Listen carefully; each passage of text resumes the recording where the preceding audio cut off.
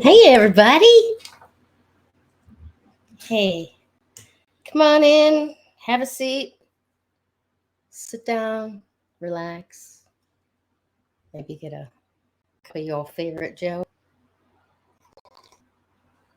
I hear that Skull Kawa is pretty good. You can get that from one of my friends. So, Memorial Day's over.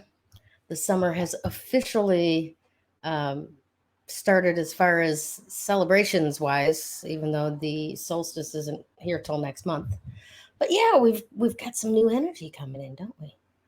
Lots of stuff going on in the planets. If you want to hear more about that, please join me in the Three Crones in the Woo Woo group in a little bit less than an hour. Krista and Damaris and I will be in there talking about the new moon in Gemini that's happening like right now. And, you know, this week's crystal of the week and different ways that we can change our thinking and our speaking in order to have a more empowered life. That's my piece. So, hey, Adam, glad you joined us. Thank you so much. So today, I was looking back, being that it is Mercury retrograde. This is the time that it is. Um, don't be scared of Mercury retrograde. The universe provides everything. There's a time to sow and a time to reap. All of that. So there's a time to start new things, right? And there's a time to go back and review the things that we may have started before and let slide, or we're just it's been simmering on the back burner for a while, or it's a long project that really takes revisiting a lot. Um, Hello, hello. Thanks for joining us. Person from Norway. I'm not sure who, because the name, it doesn't show me your name, honey.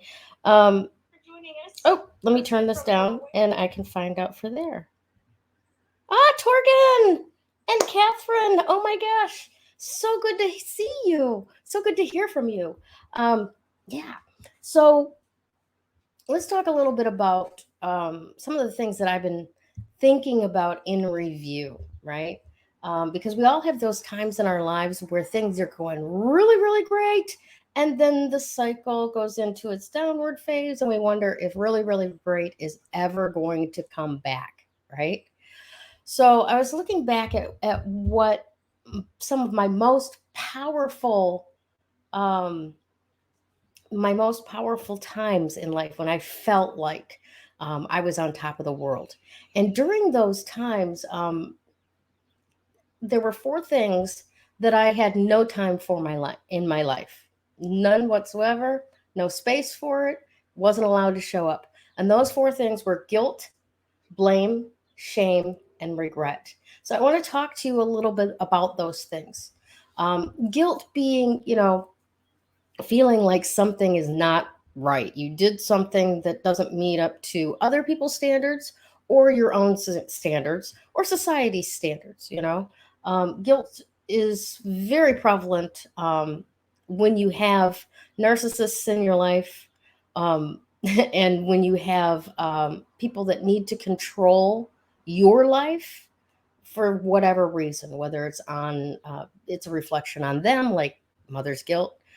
Those of you who may have grown up in a Jewish or Catholic home, you know exactly what that is, and how debilitating it can be and repressing it can be when when it shows up in your life. So let's take a deeper look about that, right? So if you have self-imposed guilt, that's a matter of you did not meet your own value system, right?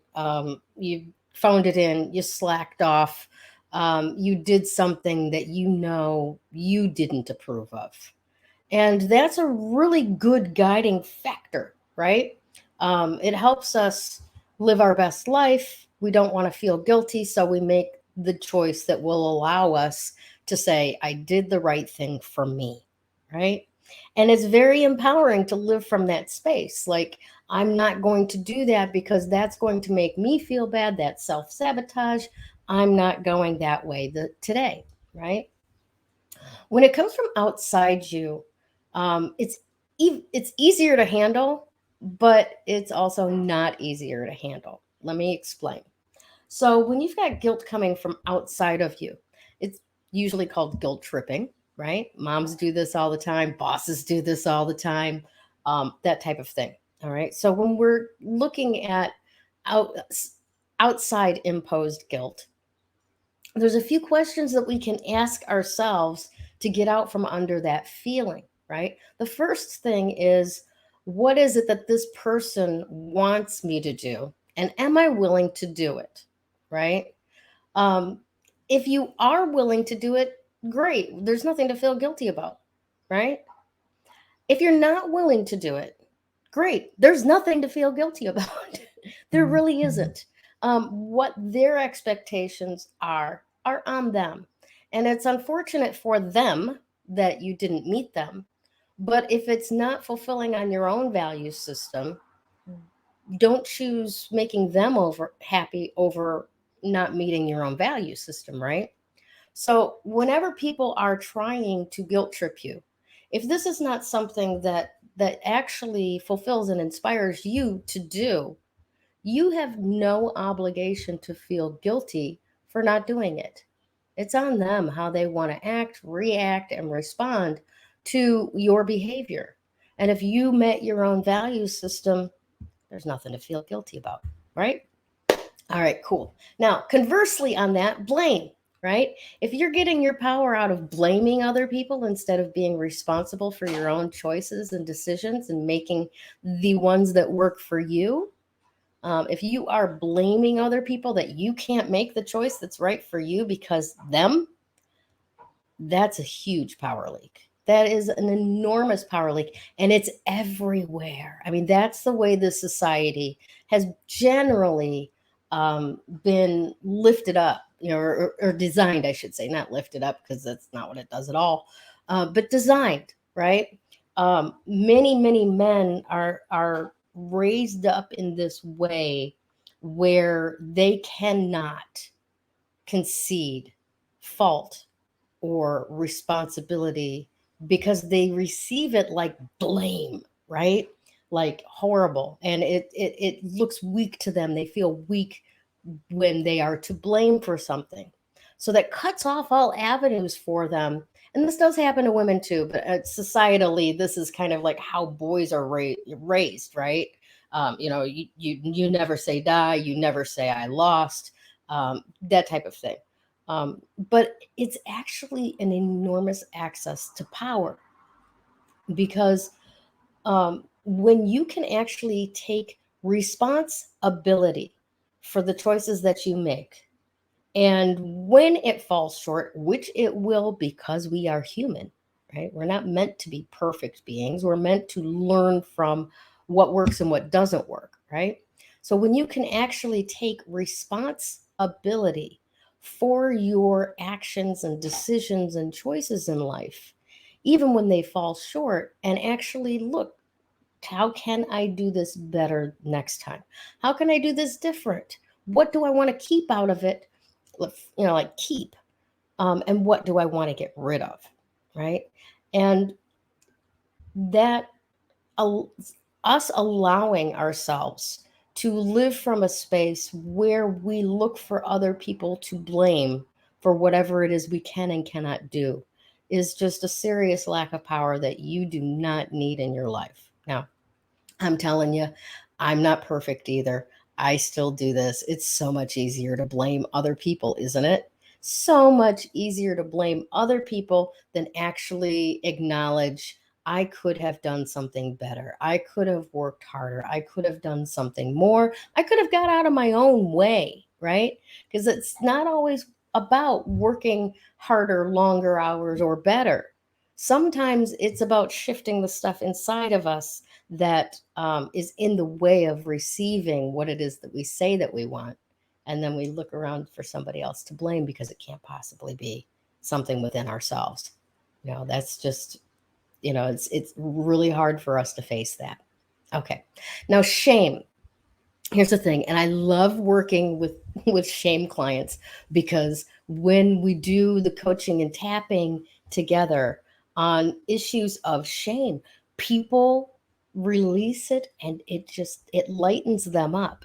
It creates accesses into all kinds of new um, experiences. In fact, I have a testimonial clip from one of the clients that I worked with, who she had done some stuff that didn't meet her own value system. She thought that it did at the time. And then she was left feeling like icky about it. And her in laws found out about it. And those in laws, it certainly didn't match their value system, right? So every time that she got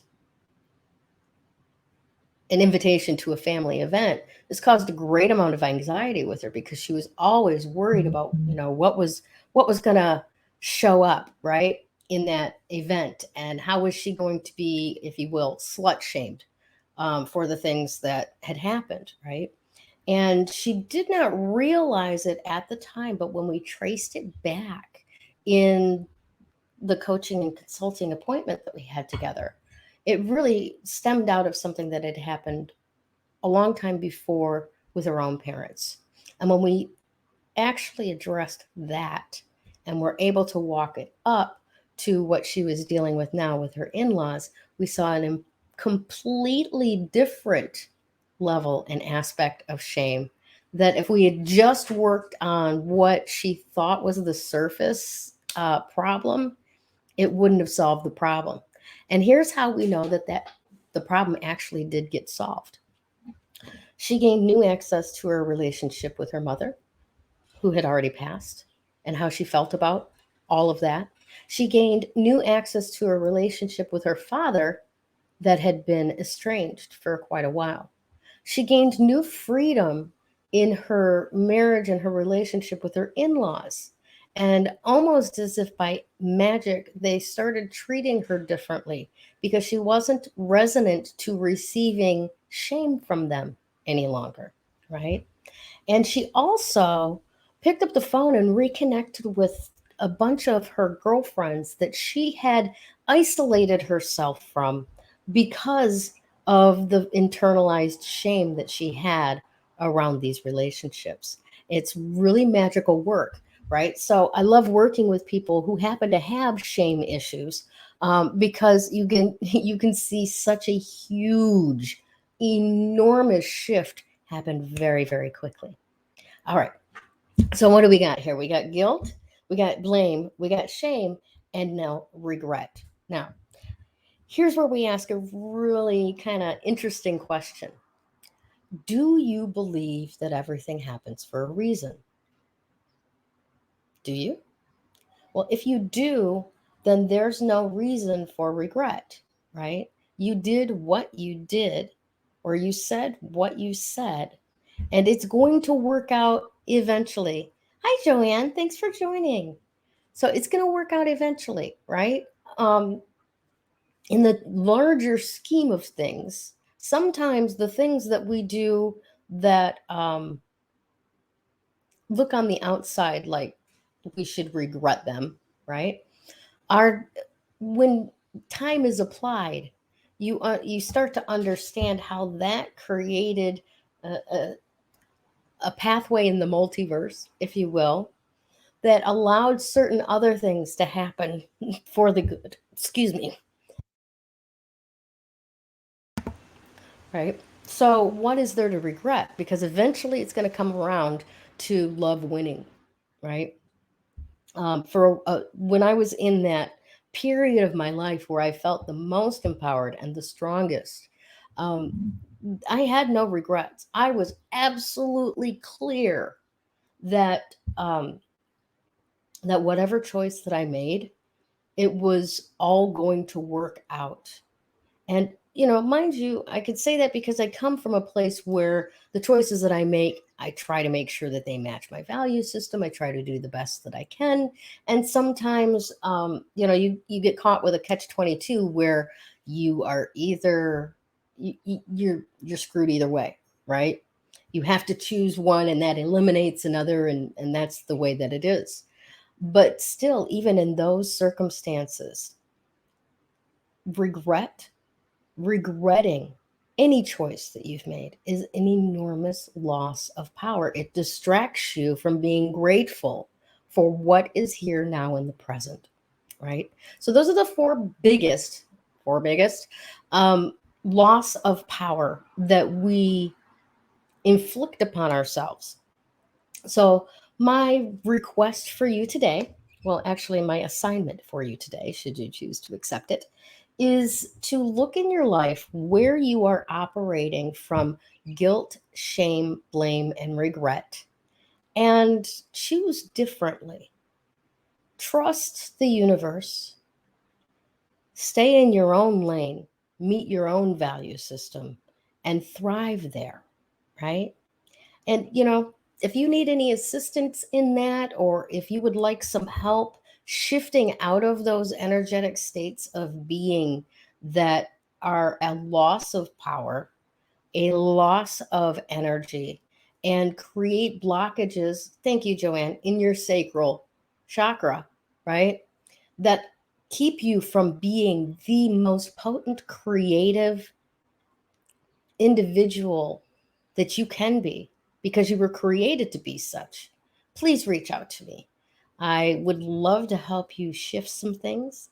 And I have a particular technique that I have added on to something that you're already familiar with that is creating enormously impactful results with my clients. So thanks for listening to me today. Please do tune in. And oh, it's about 40 minutes from now. Yeah, 40 minutes from now, over in the Three Crones and the Woo Woo Facebook group, or you can find us on YouTube on the Three Crones and the Woo Woo on YouTube channel. And tune in with us. We're going to have a great time over there. Krista talks about the crystal of the week, which this week is going to be carnelian. Damaris is going to give us the lowdown on exactly where the stars and planets are in the sky and what they're going to be afflicting us with, so that we can learn and grow and make choices that light us up. And then I'll be talking a little bit more about I forgot my topic of the week, but living from courage and joy, leading from courage and joy.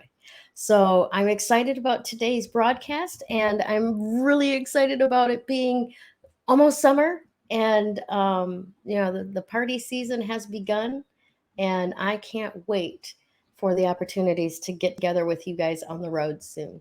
All right, take care and love you. Bye.